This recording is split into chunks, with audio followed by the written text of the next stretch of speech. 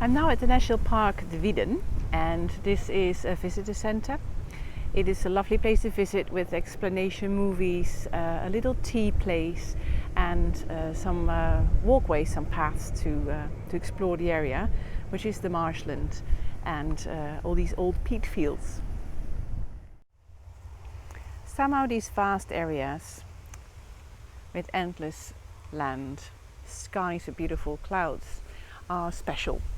I'm living in the west of the Netherlands, where you can always see the next church steeple, where there's always people living somewhere nearby. And here we are in the Wieden, the national park. I'm here walking on well, how do you call it? A floating, actually maybe it's on stilts, a track for pedestrians. This area now looks like a swamp. It is.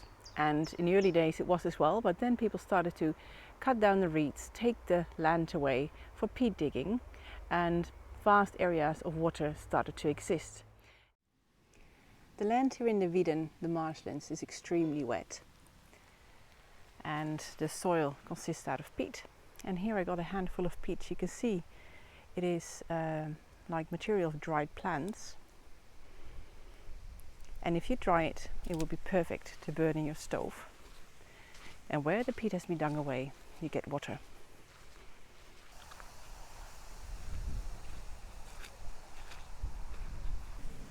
The people living here worked, some of them worked here in the fields to reclaim and to get the peat from these marshlands.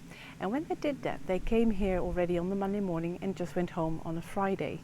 They lived in little barns, little tents, made out of wood and thatch, not the big one, but this small one.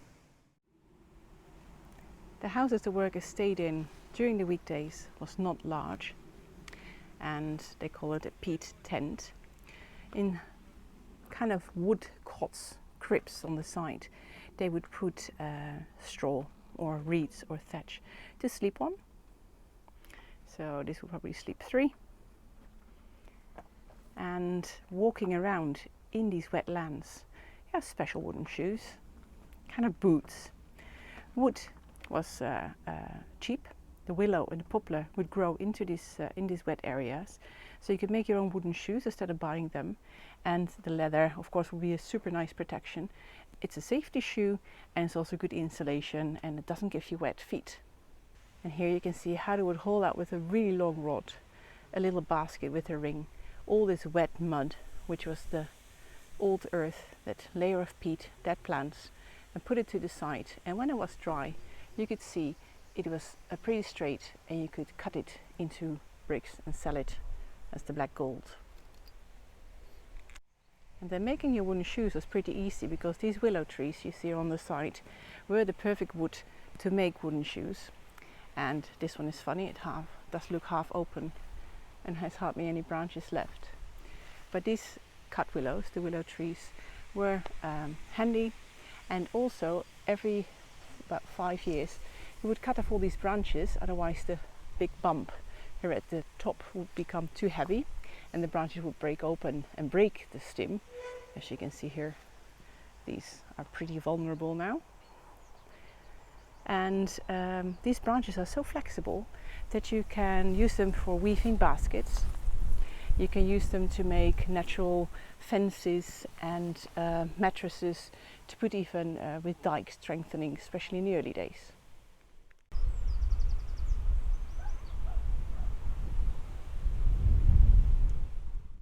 We have so many different windmills in the Netherlands, large, small, and this tiny one is there to actually pump water back. It's next to a canal. It's pumping water into the field of reeds to make these reeds happy and stand with their feet, their roots in the water. That's when they will become fertile and should be harvested every winter. If it's not done yearly, then they will be too old and would break too easily, and they would be just burned, not usable.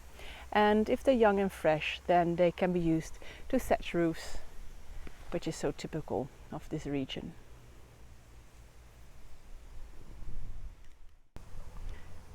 And there's such nice stories here. This is how they would transport the reeds after harvesting. The very good quality of reeds coming from this region were very popular to use for the thatching of roofs.